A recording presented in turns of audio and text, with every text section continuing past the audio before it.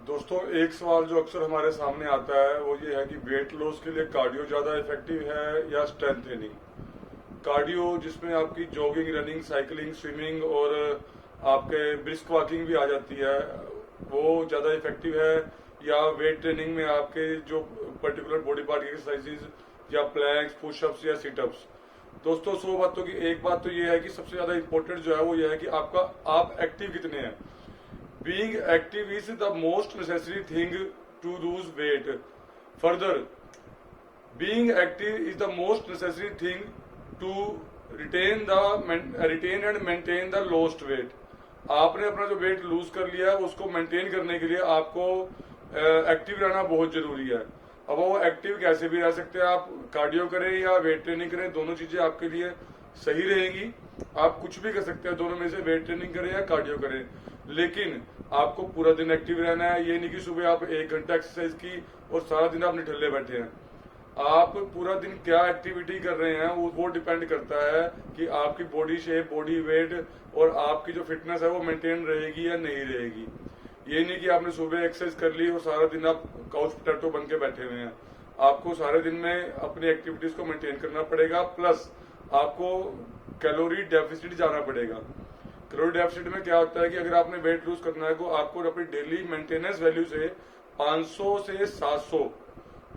से 700 कैलोरीज जो है वो कम लेनी पड़ेगी।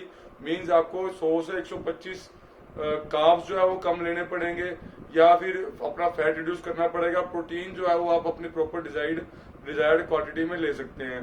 अब हम फिर से आ जाते हैं आपकी कार्डियो या जो आप कहते हैं कि वेट ट्रेनिंग करनी है, दोनों में से क्या बेटर है। दोस्तों, डिपेंड करता है आपकी प्रायोरिटी क्या है।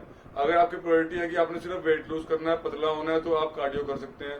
कार्डियो कितना करना है आपने, आपकी जो स्टैंडर्ड्स हैं, इंटरनेशनल स्टैंडर्ड्स हैं, उनके अकॉर्डिंग एक हफ्ते में आपको 150 मिनट जो है वो मॉडरेट कार्डियो करना है। और अगर आप विग्रस कार्डियो करते हैं तो आपको एक हफ्ते में 75 टू 80 मिनट्स आपने विग्रस कार्डियो करना है। अब आप पूछेंगे मॉडरेट कार्डियो क्या होता है और विग्रस कार्डियो क्या होता है। दोस्तों, जब आप एक्सरसाइज करते हैं, आप जॉगिंग कर रहे हैं, आप रनिंग कर रहे हैं, आप स्विमिंग कर रहे हैं, या आप कोई भी ऐसी कार्डियो वाली एक्सरसाइज कर रहे हैं, अगर उसमें आप बोल पा रहे हैं लेकिन गा नहीं पा रहे, वो आपके लिए जो है वो मॉडरेट एक्सरसाइज है। और जो आपकी विग्रस एक्सरसाइज है उसमें आप एक्सरसाइज करते हुए आप बोल भी नहीं सकते।